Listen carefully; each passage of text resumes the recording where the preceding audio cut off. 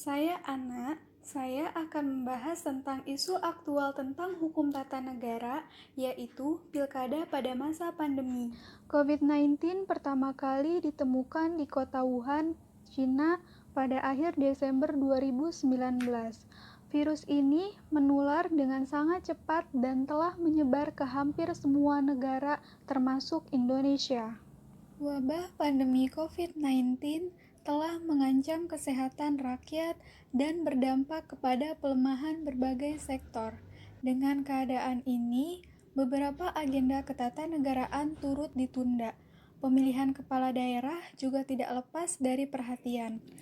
Pemilihan kepala daerah atau pilkada adalah sarana pelaksanaan demokrasi di tingkat lokal. Pilkada menjadi salah satu cara untuk menyeleksi pemimpin di daerah. Proses pemilu normal dengan mengumpulkan banyak orang membuka peluang penyebaran virus. Efek lainnya adalah potensi berkurangnya partisipasi karena tingkat kekhawatiran yang tinggi terhadap penyebaran virus.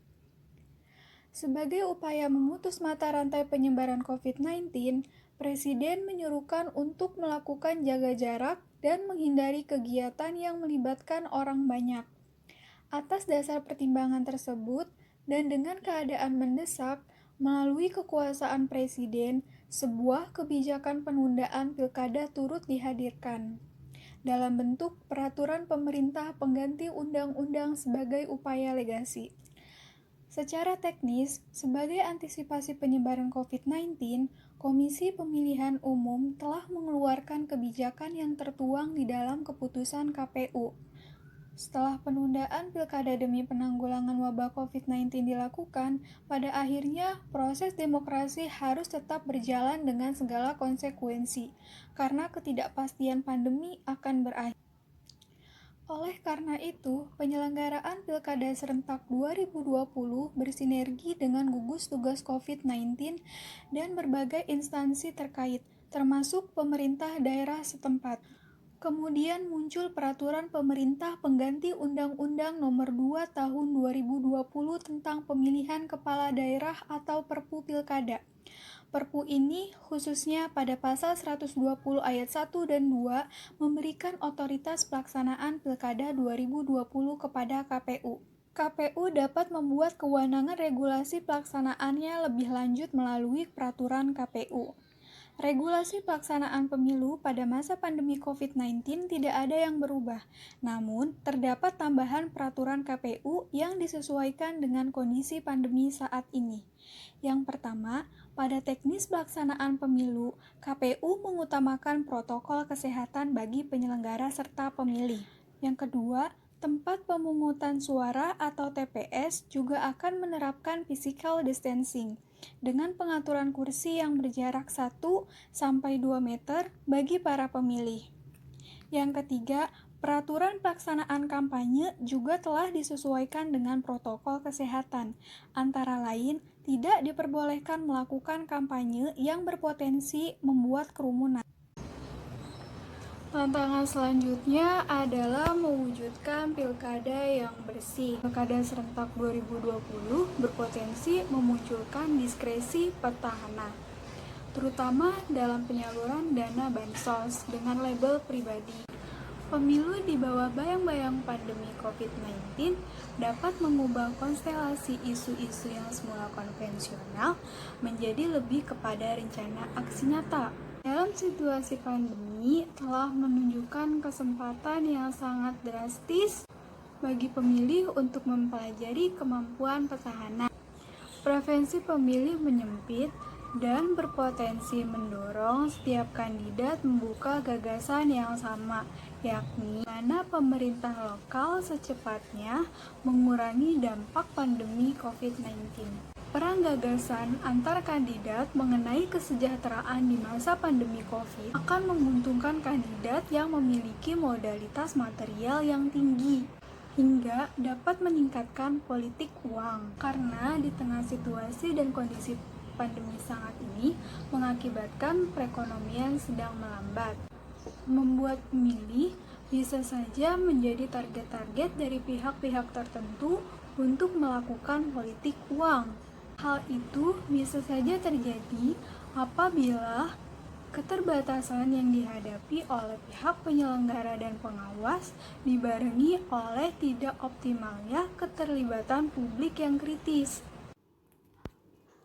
Untuk mewujudkan pilkada yang demokratis, agar tidak memunculkan permasalahan seperti itu, KPU dan Bawaslu harus mampu menegakkan aturan keadilan mengenai politik uang di samping batasan orang berkumpul.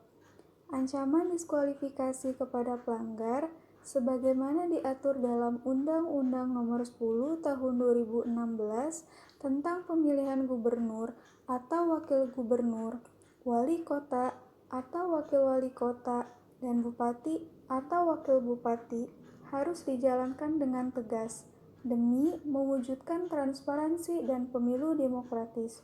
Pemanfaatan sistem rekapitulasi hasil perhitungan suara secara elektronik atau e-rekap dan penyampaian dana kampanye akan membantu menghindari persoalan penyebaran virus. Saya Safra Fauzia akan menjelaskan tentang implikasi demokratis aturan-aturan pilkada. Merefleksi dari aturan-aturan dan kondisi negara yang telah melaksanakan pemilu di tengah pandemi COVID-19 ini, ada sejumlah hal yang penting untuk dicermati. Sebagai contoh, Korea Selatan yang telah banyak menarik perhatian dari berbagai kalangan karena keberhasilannya dalam melaksanakan pemilu di tengah pandemi COVID-19. Pelajaran dapat kita ambil dari Korea Selatan adalah untuk memeratakan prakondisi dan implikasi yang memungkinkan untuk diadaptasi di Indonesia guna melaksanakan pemilu di tengah pandemi COVID-19 ini. Prakondisi pertama adalah penambahan dan realokasi anggaran sebagai bagian paling esensial dalam merealisasi fasilitas keamanan. Prakondisi pertama ini merupakan salah satu kunci keberhasilan Korea Selatan dalam melaksanakan pemilu di tengah pandemi COVID-19 ini. Hal yang kedua adalah pemenuhan standar pengamanan pilkada. Hal yang ketiga adalah terkait sinergitas kelembagaan yang dibangun. Salah satu efek demokratis dari penambahan anggaran adalah KPU dapat mewujudkan pemilu yang aman dan kondusif. Meskipun pemilu bersifat komparatif, DPR, pemerintah, dan KPU harus dapat mewujudkan pemilu yang sinergis. Sebagai contoh, Korea Selatan dapat memadukan antara sikap responsif pemerintah dalam kontrol COVID-19, ketegasan penyelenggaraan pemilu, dan sosialisasi strategis tentang fleksibilitas model pemilu yang fleksibel. Bismillahirrahmanirrahim. Melanjutkan pembahasan. Sebelumnya saya Rusdan dari HTN semester 5 melanjutkan pembahasan yaitu tentang hak recall yang menjadi salah satu isu HTN yang secara formil di latar belakang disebutkan bahwa hak recall ini berlaku saat Orde Baru. Sampai sekarang masih bisa dilakukan. Yang terakhir itu kasusnya Fahri Hamzah yang saat itu pada tahun 2018 ya, PKS itu mencoba menggunakan hak recall-nya dengan mengusahakan digantinya Fahri Hamzah. Baik, langsung saja kepada pembahasan tentang recall, hak recall. Recall itu berasal dari bahasa Inggris.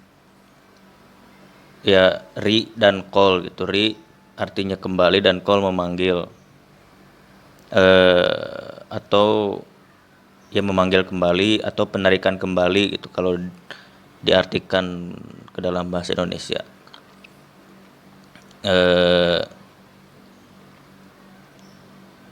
Atau juga bisa dimaknai sebagai ya pelengseran atau pemberhentian, dalam hal ini DPR melalui ada mekanisme penggantian antar waktu seperti itu. hak recall juga adalah hak suatu partai politik untuk menarik kembali anggota parlemen yang terpilih melalui daftar calon yang diajukannya. Jadi ini juga merupakan hak partai untuk mencabut anggota parlemen dari internal yang dipilih oleh rakyat gitu, dari partainya menggunakan mekanisme yang sudah diatur gitu. Ada beberapa undang-undang yang terkait tentang hak recall ini. Ada undang-undang MD3, undang-undang Parpol, seperti itu. Nah, hak recall ini jika dalam undang-undang MD3 atau undang-undang 14 tahun 2017 itu disebutkan di dalam pasal 239 sampai 243. Itu di sana dijelaskan ya tentang PAW, penggantian antar waktu. Mulai dari kriteria dia dicabutnya haknya seperti apa, kemudian mekanismenya dijelaskan seperti apa, lembaga atau badan apa saja yang terkait dengan ketika hak recall ini digunakan gitu, atau pencabutan jabatan itu dilakukan gitu. Jadi ada beberapa lembaga yang terkait seperti itu.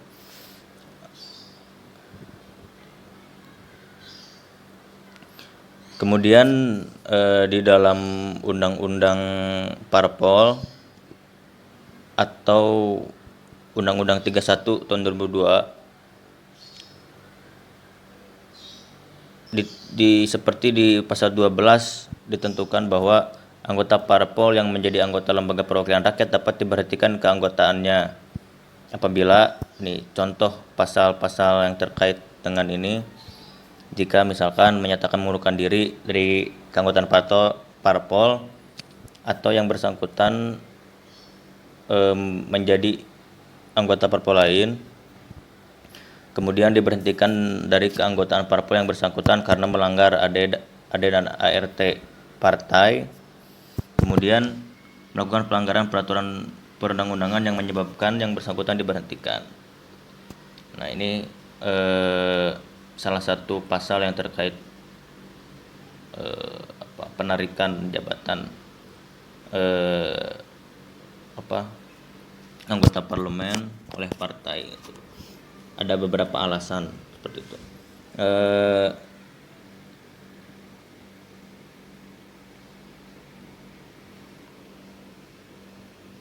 Kemudian untuk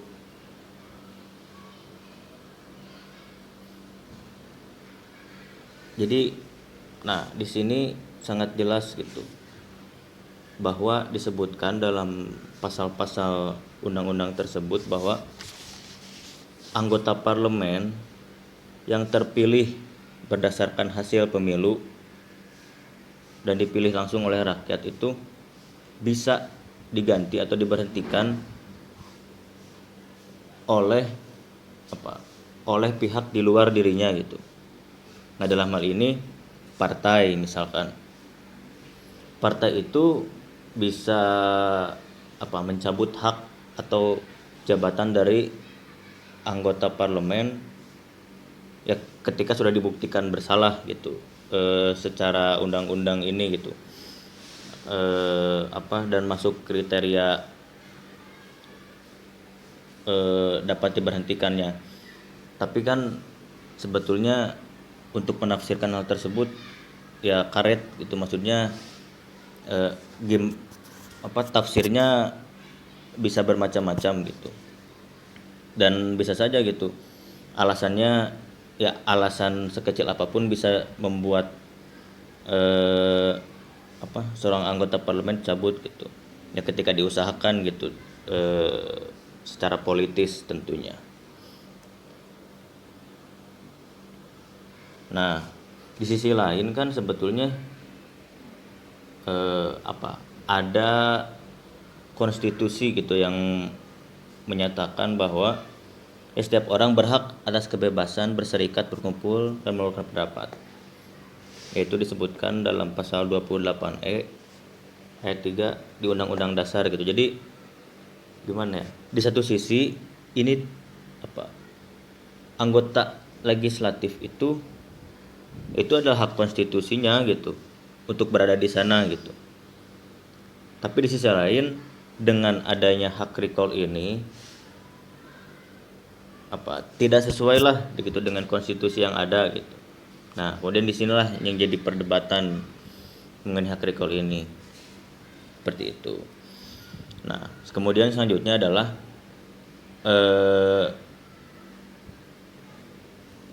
yang tidak bisa dilepaskan ketika berbicara tentang hak recall ini adalah sistem kepartaian yang berlaku hari ini gitu. Sebetulnya jika dilihat di satu sisi gitu, tujuan adanya hak recall ini positif gitu, yaitu untuk sebagai mekanisme kontrol terhadap anggota. Itu perlu gitu, ada kontrol untuk anggota gitu dari partai. Tapi kan karena sistem kepartaian saat ini bukan hanya sistem kepartaian dan model koalisi gitu. Dengan melihat sistem politik partai dan pola koalisi yang dianut oleh negara ini, kemudian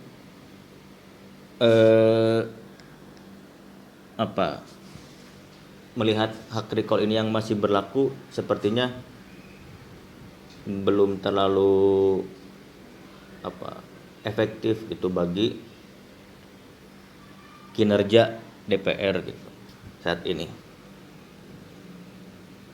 Ya mungkin ini juga gitu yang menjadi alasan anggota legislatif kita kurang produktif gitu.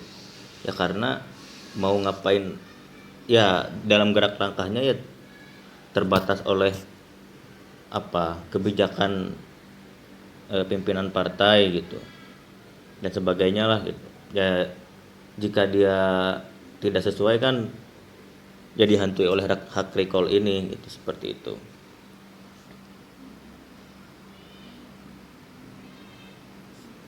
Ya padahal hak recall ini di satu sisi baik gitu. Ya seperti untuk mengantisipasi gejolak politik gitu. Ya hak recall ini upaya preventifnya gitu. Ketika ada mengantisipasi gejolak politik yang ditimbulkan gitu ya, salah satunya dengan hak recall. Kedua, untuk supaya dalam memberdayakan partai politik dengan memberikan hak dan kewenangan untuk menjatuhkan tindakan dalam menegakkan disiplin terhadap anggotanya agar anggotanya tidak menyimpang dan bertentangan. Ya tidak menjadi masalah gitu kalau memang yang digarisbawahi adalah tidak menyimpang dan tidak bertentangan gitu. Tetapi yang jadi masalah ketika hal itu sangat politis gitu yang dilakukan. Nah, Assalamualaikum warahmatullahi wabarakatuh. Saya Arif Rahman yang bertugas pada kelompok 13 di mata kuliah Perbandingan Hukum Tata Negara. Yang saya hormati dosen pengampu Pak Irfan Khairul Umam serta teman-teman kelas yang saya banggakan. Melanjutkan materi kita yaitu tentang hak recall. Jadi bagaimana kita mengkaji eksistensi adanya hak recall di Indonesia. Sebelumnya kita sudah melampirkan beberapa jumlah anggota dewan yang pernah di-recall oleh partai politiknya. Itu sudah kita lampirkan di dalam makalah, teman-teman bisa lihat terkait jumlah anggota dewan. Namun yang pertama saya ingin mengkaji hak recall ini dengan metode VIRAK, di mana VIRAK itu singkatan dari fakta, isu, regulasi, analisis, dan konklusi. Yang pertama itu fakta ya. Jadi saya sebut menyebutkan merek saja karena ini untuk kepentingan akademis, jadi no problem lah.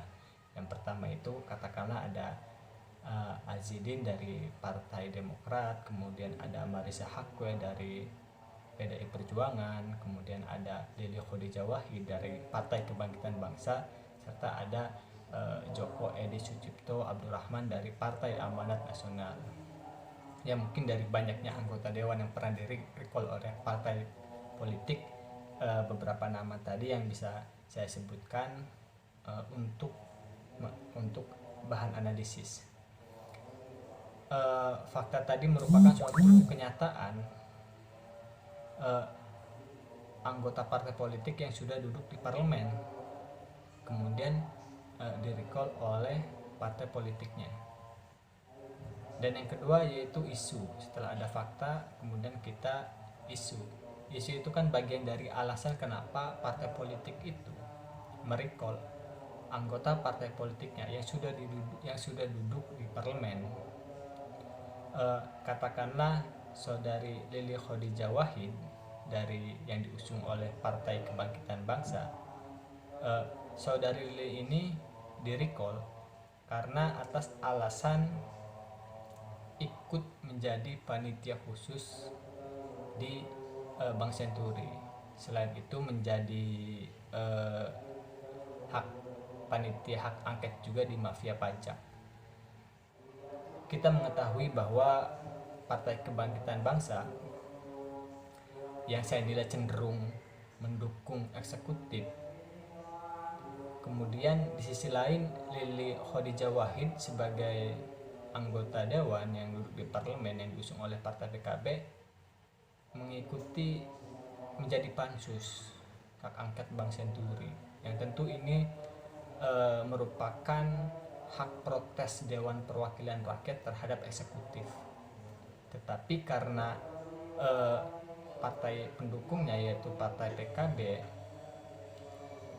mendukung pemerintahan sehingga dianggap tidak sejalan dengan kebijakan partai, akhirnya saudari Lili Khadijah Wahid di-recall oleh Partai PKB. Selanjutnya mungkin kita sebut ada saudara Djoko Edi Sucipto Abdurrahman dari Partai Amanat Nasional. Saudara Djoko ini di-recall karena alasan atau isu yang dikembangkan oleh Partai Politik Amanat Nasional ikut studi banding rencana undang-undang perjudian di Mesir. Nah, tentu saya pribadi mengetahui bahwa Partai Amanat Nasional merupakan partai identitas Islam yang tentu perjudian itu kan melanggar dari ajaran Islam itu sendiri, sehingga saudara Djoko Edi Sucipto Abdurrahman di-recall karena tidak sejalan dengan ideologi partai. Kira-kira seperti itu isu atau alasan yang dibangun oleh pengurus dan khususnya pimpinan partai politik. Nah, setelah ada fakta, isu, kemudian juga ada rule atau regulasi. Jadi regulasi yang bisa kita katakan di sini adanya Undang-Undang Nomor 17 Tahun 2014, kemudian juga ada Undang-Undang Nomor 2 Tahun 2011 tentang partai politik. Yang pertama, adanya Undang-Undang Nomor 17 Tahun 2014 ini yang lebih dikenal dengan Undang-Undang MD3, tepatnya pada bagian ke-15 tentang pemberhentian antar waktu, penggantian antar waktu, kemudian ada pemberhentian antar waktu atau lebih dikenal dengan PAW. Tepatnya pada pasal 239 dikatakan bahwa anggota dewan itu diberhentikan karena ya meninggal dunia, mengundurkan diri, atau diberhentikan. Lebih lanjut di dalam angka 9 diberhentikan sebagai anggota partai politik sesuai dengan ketentuan peraturan undang-undangan. Kita masih berbicara Undang-Undang MD3 ya. Ini tidak jauh dari Undang-Undang Partai Politik yang menyebutkan ketentuannya di dalam pasal 16 ayat 1 poin A sampai dengan D tidak jauh berbeda, yaitu poin A meninggal dunia, mengundurkan diri secara tertulis. Nah, ini yang membedakannya dari Undang-Undang MD3 dan Undang-Undang Partai Politik itu. Bagian C, menjadi anggota partai politik lain. Dan yang terakhir D, yaitu melanggar anggaran dasar dan anggaran rumah tangga partai politik atau AD dan ART. Itulah yang membedakan diberhentikannya seorang anggota dewan dari Undang-Undang MD3 versus Undang-Undang Partai Politik. Oke, itu merupakan aturan main ya, diberhentikan atau digantikan atau di-recall seorang anggota dewan yang duduk di parlemen oleh partai politiknya. Tentu berbicara mekanisme, waktu, dan instansi apa yang ikut terlibat dalam mekanisme pemberhentian ini tentu ada di pasal 240 ayat 1, yaitu di mana seorang pimpinan partai politik mengusulkan nama anggota yang ingin recall kepada pimpinan anggota DPR, tentunya dengan tembusan presiden. Lebih lanjut, poin kedua berbicara soal waktu ya, di mana setelah 7 hari menerima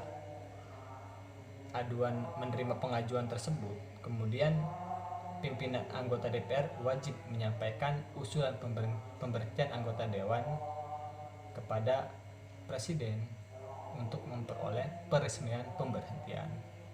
Nah, di dalam poin ketiga, yakni berbicara waktu juga, paling lama 14 hari presiden memberhentikan seorang anggota dewan setelah diterima usulan permintaan anggota DPR dari pimpinan DPR.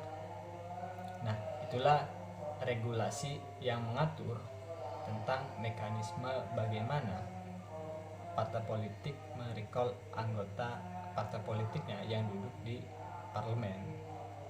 Nah, sesudah kita mengetahui ada fakta, isu, rule, yang keempat analisis.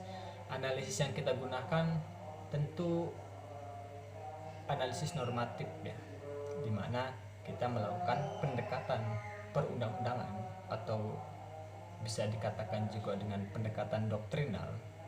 Kita dengan melihat suatu peristiwa hukum itu bisa kita analisis dengan adanya undang-undang yang berlaku di Indonesia, yakni tadi yang sudah kita sebutkan, adanya Undang-Undang Nomor 17 Tahun 2014 tentang Undang-Undang MD3 dan Undang-Undang Nomor 2 Tahun 2011 tentang partai politik. Itulah yang menjadi pisau analisis kita untuk mendebah peristiwa hukum adanya hak recall ini. Dan yang terakhir yaitu konklusi. Konklusi itu kan kesimpulan ya, kesimpulan sementara kita, di mana kita sepakat bahwa hak recall partai politik terhadap anggotanya itu kan sebagai fungsi kontrol agar anggota dewan itu tidak menyalahgunakan wewenangnya, tidak semena-mena, sehingga partai politik yang menjadi kendaraan sah di dalam konstitusi kita dan pemilu mempunyai hak untuk mengawasi anggota partainya yang duduk di parlemen. Dan tentu kita hak recall itu, saya pribadi sendiri, tidak dapat dibenarkan sepanjang berlawanan dengan prinsip-prinsip demokrasi, seperti adanya ketentuan melanggar anggaran dasar dan anggaran rumah tangga. Kalau saya secara pribadi melihatnya sih, itu lebih didasarkan pada suka atau tidak suka. Kalau masih betah di partai politik, ya ikuti dan patuhi pandangan kebijakan partai politiknya. Kalau ya tidak betah, sudah tidak sejalan, ya mungkin itu salah satu pimpinan partai politik merecall anggotanya. Kira-kira seperti itulah. Ya mungkin itu saja yang bisa kita jelaskan terkait adanya hak recall ini. baik di dalam kuantitas dan kualitas daripada materi serta jumlah anggota dewan yang pernah di-recall. Marilah kita sama-sama menilai bagaimana masih pentingkah adanya hak recall ini di dalam ketentuan undang-undang Indonesia atau tidak. Kalau saya pribadi ya harus tentu ada, undang-undang itu harus tentu ada, karena suatu saat pasti kita akan memerlukannya. Oke, mungkin kurang lebihnya mohon maaf. Assalamualaikum warahmatullahi wabarakatuh.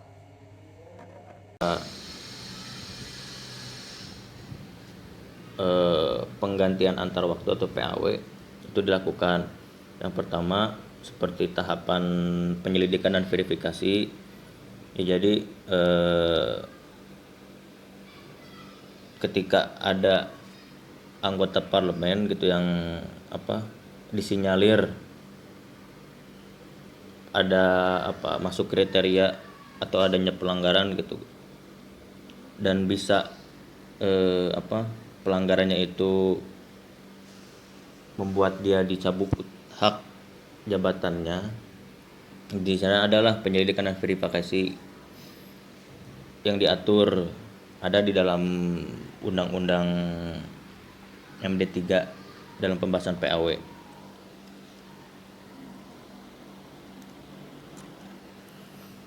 Kemudian contohnya seperti apa? Seperti 3 bulan berturut-turut tanpa keterangan, seperti melanggar sumpah atau janji jabatan dan kode etik DPR. Kemudian seperti tidak menghadiri rapat paripurna dan atau rapat alat kelengkapan DPR yang menjadi tugas dan kewajiban sebanyak 6 kali berturut-turut tanpa alasan yang sah. Kemudian tidak lagi memenuhi syarat sebagai calon anggota DPR sesuai dengan ketentuan peraturan perundang-undangan mengenai anggota DPR, DPD, dan DPRD, melanggar ketentuan larangan sebagaimana diatur dalam undang-undang, dilakukan setelah adanya hasil penyelidikan dan verifikasi dituangkan dalam keputusan Badan Kehormatan DPR atas pengaduan dari pimpinan DPR. Jadi dalam tahap penyelidikan dan verifikasi ini yang berperan adalah Badan Kehormatan DPR gitu, untuk yang menyelidiki dan verifikasi anggota parlemen terkait, seperti itu. Kemudian untuk poin 2 itu disebutkan ya tentang PAW ini bahwa pimpinan partai politik yang bersangkutan menyampaikan keputusan tentang pemberhentian anggotanya kepada pimpinan DPR paling lambat 30 hari sejak diterimanya keputusan dari Badan Kehormatan DPR sebagai tapi di sini pimpinan partai politik itu tidak memberikan keputusan pemberhentiannya gitu. Tapi pimpinan DPR meneruskan keputusan Badan Kehormatan DPR kepada Presiden untuk memperoleh peresmian pemberhentian. Kemudian Presiden meresmikan pemberhentian paling lama 14 hari sejak diterimanya keputusan Badan Kehormatan DPR atau keputusan pimpinan partai politik tentang pemberhentian anggotanya dari pimpinan DPR. Jadi di sini yang terkait, jadi ketika Badan Kehormatan DPR sudah mengecek gitu dengan menyelidiki dan memverifikasi, hasilnya itu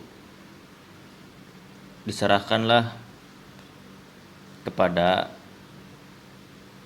pimpinan partai politik dan menyampaikan keputusan tentang pemberhentian anggotanya kepada pimpinan DPR. Di sini disebutkan paling lambat 30 hari. Setelah itu pimpinan DPR meneruskan kembali kepada Badan Kehormatan DPR untuk disampaikan kepada Presiden untuk memperoleh peresmian pemberhentian. Dan peresmian pemberhentian itu oleh Presiden gitu kan, paling lama 14 hari sejak diterimanya keputusan Badan Kehormatan DPR atau keputusan pimpinan partai politik tentang pemberhentian anggotanya dari pimpinan DPR. Jadi pimpinan DPR badan kehormatan DPR, pimpinan partai, dan presiden gitu, yang terkait di sini. Nah, yang ketiga,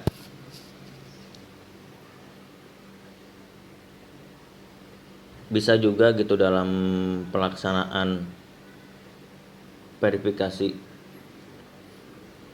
dan penyelidikan itu meminta bantuan dari pihak atau ahli independen gitu. Ya, karena untuk meminimalisir hal-hal politis tentunya gitu. Nah, maka ada ketentuan ini gitu, boleh menggunakan ahli independen seperti itu. Ya, lebih lanjutnya adalah di peraturan DPR tentang tata beracara Badan Kehormatan. Jadi ada tata cara beracara Badan Kehormatan DPR seperti itu. Untuk hal-hal yang seperti ini. Nah, untuk poin 4,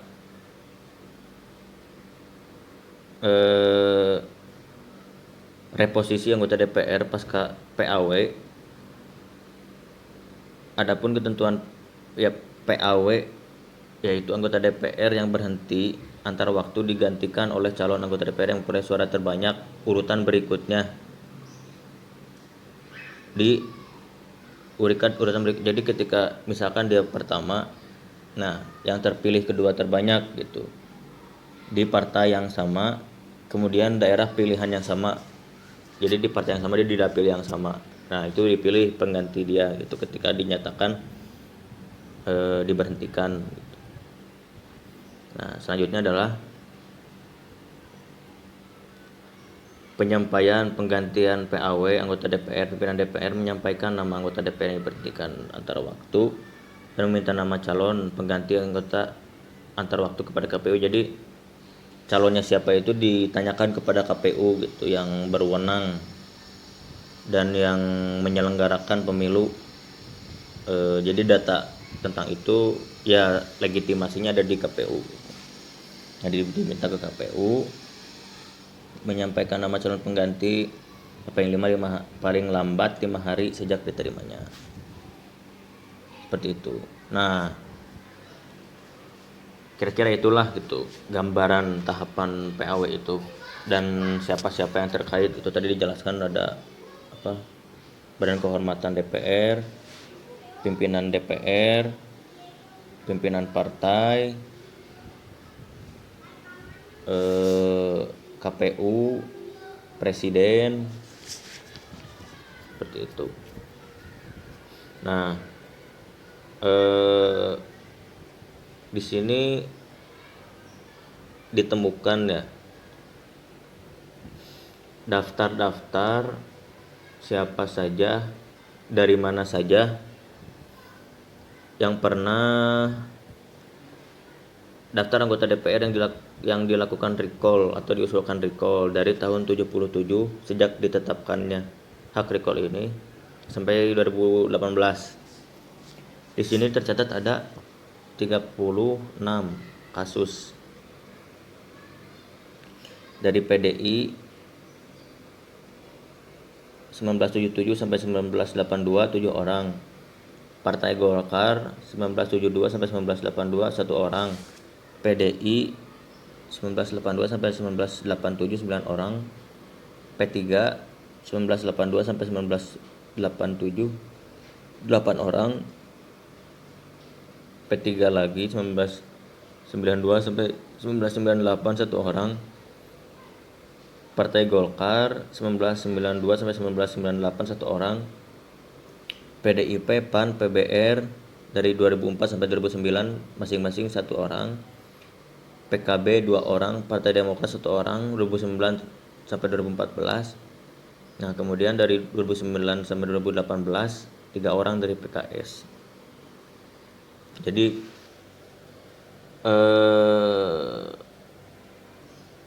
hampir di setiap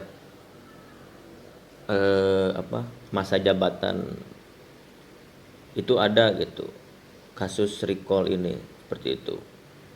Nah, dan kita tidak tahu gitu kasus itu memang benar-benar karena kelalaian anggota DPR atau ketidakpantasan anggota DPR itu ya atau karena politis gitu. Nah, yang jadi masalah ketika politis yaitu bertentangan gitu dengan konstitusi gitu, yang menjamin hak konstitusi itu yang menjamin hak dia dalam ya kan ada yang pertama hak dia dipilih gitu. Yang kedua hak dia berserikat, berkerumun dan menyampaikan pendapat. Di dalam ini anggota DPR masuk di sana gitu. Seperti itu. Ya untuk kasus-kasusnya yang terakhir mungkin ada Fahri Hamzah.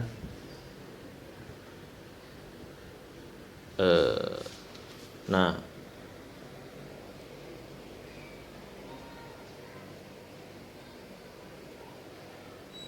ya mungkin sekian dari saya mengenai hak recall.